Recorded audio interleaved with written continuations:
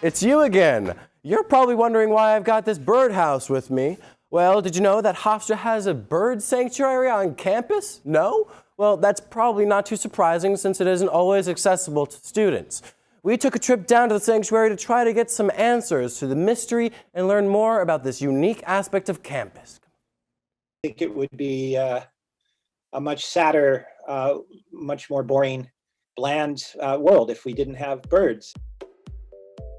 My name is Mike Runkle. I'm the Assistant Director of Grounds and the Hofstra Arboretum here at the university. In the late 90s, the university was approached by New York State to take ownership basically, or take on the maintenance of this space, which is actually a New York State DOT drainage sump. It's here to basically serve as a recharge basin. What that is it handles water from this parking lot that's adjacent to us. It handles water coming off of Hempstead Turnpike and gives that water a place to go, infiltrating through multiple layers of soil, which capture pollutants and return the water to the water table basically. My title is Professor of Geology, not biology actually, geology, and I am also the chair of the Department of Geology, Environment and Sustainability. We plant a lot of non-native species. We plant a lot of ornamental species. Whatever trees the nursery industry likes to sell because they have pretty foliage or nice flowers or whatever. The problem with having non-native vegetation is birds are evolved and adapted to nest in native trees, to utilize fruits, nuts, and berries that are being produced by native trees. But it goes beyond that because native vegetation is also important for supporting the native insect populations, and something that's been discovered over the last, I would say, 20 or 30 years or so is that native insects are critical to songbirds. Much of this was added and planted by the ground staff here at Hofstra, but it was also a product of the birds that visit. A bird eats, they fly, they roost, and they kind of go to the bathroom, so they'll deposit seeds that they've eaten elsewhere, and they kind of plant things for us as well. Basically, it's kind of like if you build it, they will come. You plant plants that support native pollinators, and they come in and they do what they do to help propagate those plants. Birds come in and eat those insects. Birds come in and eat the fruit that some of those shrubs and trees and flowers produce, and it provides them that necessary food source to help them get from point A to point B. It's a pit stop on their way to on a migratory flight pattern. So that's why you would do it. So if you replace all the native vegetation with introduced non-native ornamental vegetation, the insects can't reproduce. You don't make caterpillars, and if you don't have caterpillars, then the birds can't feed their young, and so it's a cascading chain of events. So arguably, the most important species you can plant is a white oak, because a white oak tree supports something like 400 different species of native caterpillar. The waterfall is artificial. In the early 2000s, the Arboretum actually had a sort of a board of its own where they would help fundraise and things like that. They donated that waterfall to here. It gives a little bit of interest. It gives you the sound of water flowing, which kind of dampens the sound coming from Hempstead Turnpike. But water is also essential for migratory birds. Food source, water source, habitat are the three things that you really need to provide for birds to really come and populate a space. So it's just a kind of a little bit more of an ornate water feature that we included in here.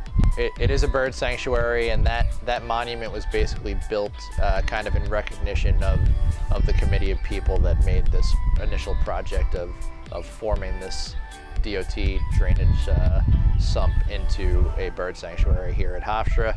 I know there are some cardinals that are probably nesting around there because I hear them all the time.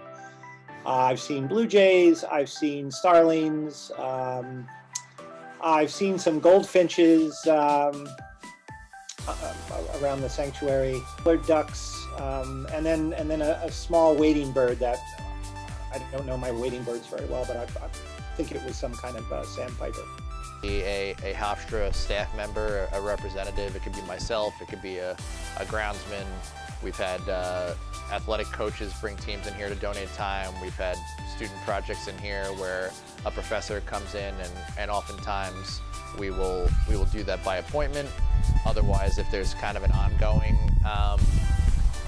program, let's say, with a particular professor that wants to come in regularly, there's key requests that can be, handled, but there always has to be a Hofstra representative in here. So that's why it's not just an open gate, because there is an open body of water and there's liability concerns associated with the space. Hello and welcome back. I'm here with Dr. Brett Bennington. Dr. Bennington, thank you so much for being here. My pleasure. A pleasure indeed. Now, can you tell us a bit about yourself and how you came to Hofstra? So I'm a professor in the Department of Geology, Environment, and Sustainability. I came to Hofstra 30 years ago. I was hired right out of grad school to come and teach geology. I'm a paleontologist by training. And I've been teaching a whole bunch of different geology courses ever since. And then more recently, I've gotten into teaching sustainability, because that's become part of our program. That must kind of tie in the sustainability into the bird sanctuary. Yes, that's how I got involved with the bird sanctuary. Okay, can you tell us a little about how your involvement in the bird sanctuary and how your practice has led to your involvement? So I became interested in the bird sanctuary because it's more than a bird sanctuary, it's kind of a nature preserve. And one of the big issues in sustainability is trying to conserve and promote native species, native plants, native insects, native animals, native birds. And having spaces that are wild becomes very important for that.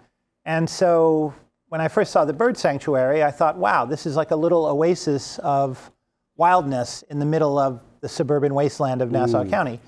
And there are groundwater recharge basins like the one on the Hofstra campus all over Long Island. And I started to wonder, how important are these as little islands of biodiversity? And so recently I've gotten some students, undergraduate students and high school students involved in studying the bird sanctuary, trying to kind of look at, the water quality, the soil quality, what kinds of plants are growing there, what's native, what's invasive. And we're starting to think about how can we encourage the growth of native plants, encourage the use of the nature preserve by birds, by insects, amphibians. There's actually a population of toads living in the bird sanctuary. Yep. Yeah, we were just talking before, you mentioned invasive, and the cats on campus, that can cause an issue. I was kind of curious about your elaboration on just the cats' involvement. Well, we do see a lot of cats around the bird sanctuary, and occasionally I find a dead bird. Found a dead toad once too. So the cats are not a good thing to have in a bird sanctuary, but it's a difficult issue to figure out how to deal with that. And I've never been to the bird sanctuary. It's closed off by appointment. Can you kind of tell us why? So Hofstra doesn't technically own the property, as far as I understand, because it's a recharge basin. New York State is the steward of it, or we're the steward of it, but New York State owns it. And New York State says that we need to control access to it. So in order to go into the bird sanctuary, you're supposed to have a Hofstra employee with you. So we're trying to come up with a way to have somebody there, maybe, for a couple hours a day, Monday through Friday during lunchtime, so people, particularly in the spring and summer and fall, can visit the sanctuary and enjoy it, because it's a really beautiful place. Yeah, great. Is there anything else that you would like to say about the bird sanctuary itself? I just want to mention that if anybody wants to get involved in helping us do the kinds of ecological restorations that we're trying to do, we're growing native plants in the greenhouses on the roof of Gittleson, we're planting, ripping up invasives and planting natives, contact the Leaf Club on campus. Yeah, Leaders in Environmental Activism and Fellowship. Great. All right. Well, thank you so much, Professor Bennington, for being here and giving us an opportunity to learn more about this interesting area on campus. Sure, anytime. A pleasure. And thank you for watching this episode of Hofstra Discovered. To uncover more about Hofstra's secrets, stay tuned for our next episode.